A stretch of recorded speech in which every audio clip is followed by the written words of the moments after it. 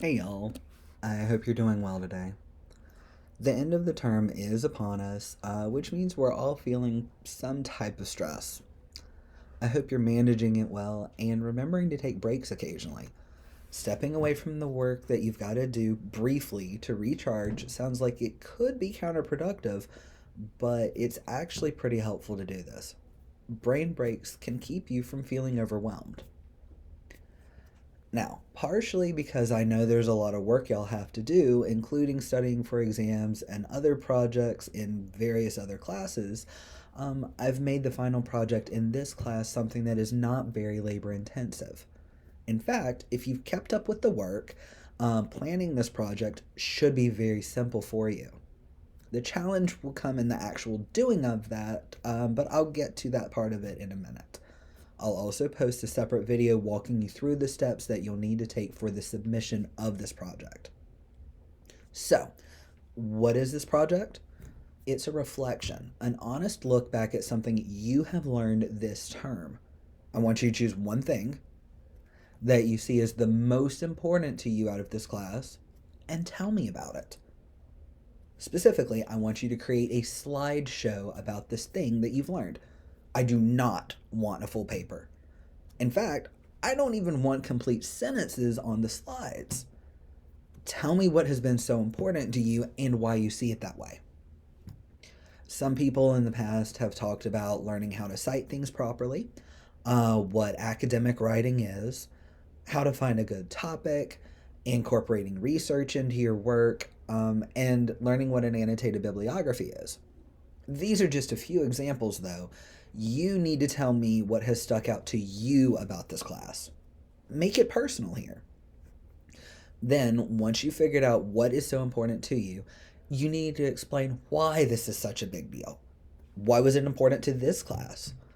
And how do you think learning this thing will help you in the future, both in other classes and outside of college?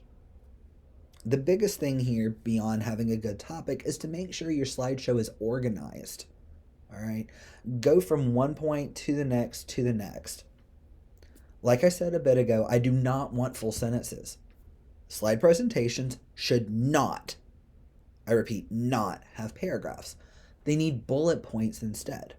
Then a good speaker will be able to explain the bullet points in more detail, which is what makes the presentation interesting. Don't just read off the slides. That's how we get what people in business and education call death by PowerPoint. And I don't want that. We've all had that professor who stands up at the front of the room and just reads off the slides. So please do not do that here. Your presentation should have no more than 8 slides. All right, that is a maximum. Keep it under that. I don't care if you use Prezi, Microsoft PowerPoint, Google Slides, or some other kind of presentation software. That's your choice. When you have finished putting together your slideshow, you need to record yourself presenting this slideshow. It's okay if you're nervous when you're doing this. Remember that I'm the only one who's going to see this. In that way, it's the same as talking to me face to face about what you've learned. Then you need to send the recording to me. The easiest way to do this is to upload the recording to YouTube, set the video as private so that only people with the link can view it, and then send me that link.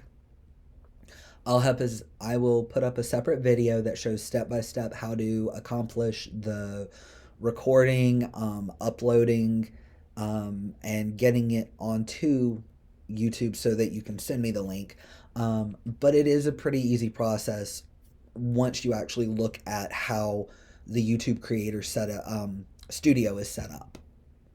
You do not need to set the captions on as I've done for the videos in this class, but you can choose to do that if you want. This presentation is due by the last day of final exams. I will not accept any work after the final exam week is over.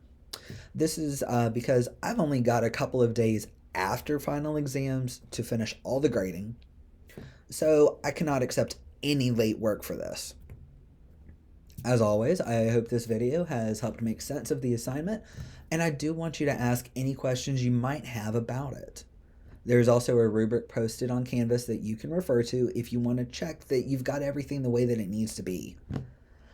I hope that you have a wonderful day and a great holiday break, whatever you choose to do for it.